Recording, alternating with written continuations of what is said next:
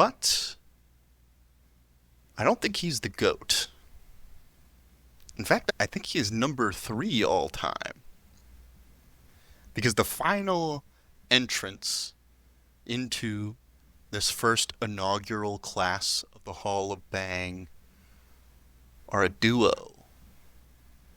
Twins, in fact. I am talking about Louise and Martine Fawkins, who, for like 60 years, were active working prostitutes in Amsterdam's red light district. Their numbers put even fucking Wilt to shame. So they did write a book themselves, but they also had a book written about them. The only ones on the list to have had anyone else be even remotely interested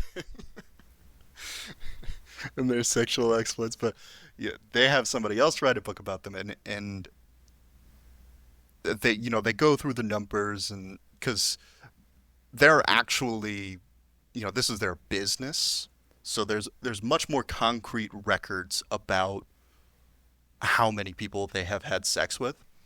And over their lifetime, each of them came in at 150,000 unique sexual partners.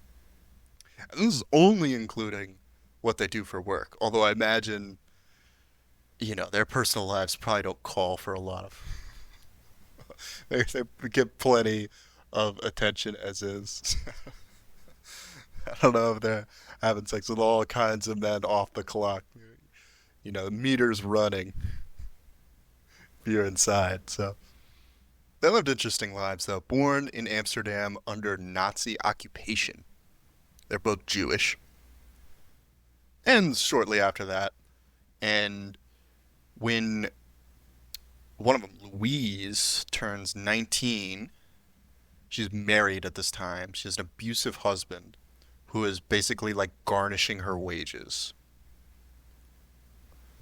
And so she doesn't like this. She leaves him, and she does you know, what work is available to her at the time. She rents a window in the famous red light district. Her sister eventually joins her, first as a cleaner, then a partner, and they kind of discover that, oh, there's a lot of better money available when we do this together. They get like double to triple to quadruple the pay if they are both involved in a threesome. Because I mean, of course they would be to fuck twins. That is the dream of every horny young man. Probably not even just young. It's very rare opportunity to be able to do something like that. And they are super influential in this part of the world, in this industry. They're like sort of, because they sort of pool their wages together and are like owning their own independent brothel. They're like at the forefront for pushing for the rights of prostitutes. I think they eventually secure pensions for prostitutes, better legislation for protecting working women, yada yada. Even though, because I mean, these two, there's not really that much written about them. There's the two books that exist, and there's a handful of articles here and there. But I mean, they're pretty like mundane people overall. Like they're just kind of two women with a job. That's how they see it. Like it's just a job to them. It's just purely like longevity and volume. They were seeing 10 clients a day, 6 days a week, for 50 fucking years. And you just end up putting up crazy numbers. I mean, that is just such commitment to the fucking grind. Right? Like, Giacomo, Wilt, Grafenberg, they're doing it because they're interested in it, because they like doing it. They don't have the same commitment to the game that the Falcons had. I mean, it was like ride or fucking die for them. Like this is just This is just what I do.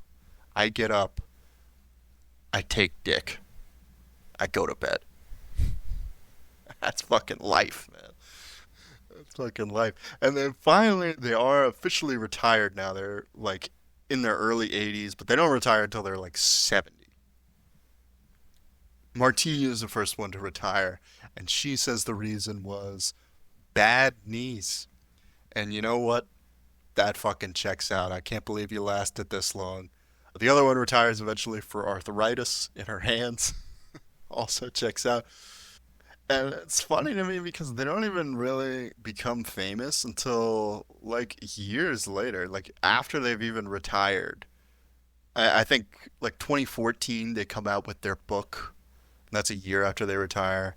And then it's like 3 years later before somebody else writes a book about them. And then a bunch of articles come out and they get kind of famous and they're sort of icons in the sex positive LGBTQ community. And, also kind of notable because they're Jewish. It's just kind of uncommon for sex workers.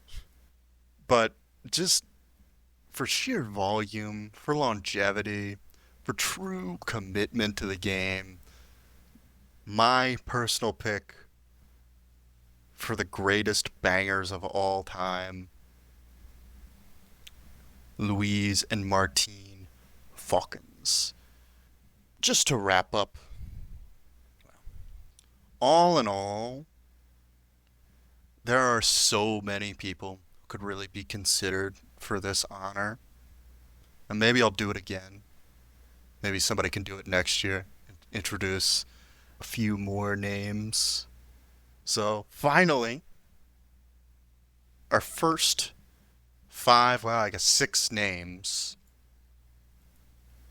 in the International Hall of Bang. Lisa Sparks, for her incredible endurance achievement in 2004. Ernst Grafenberg, for his scientific contributions to the game. Wilt Chamberlain, for otherworldly numbers and some genuinely impressive longevity. Giacomo Casanova, for honestly, straight up inventing the game. And finally, the Falcons twins, who put up numbers that, let's be real, fucking nobody is ever gonna touch. This has been The Punishment.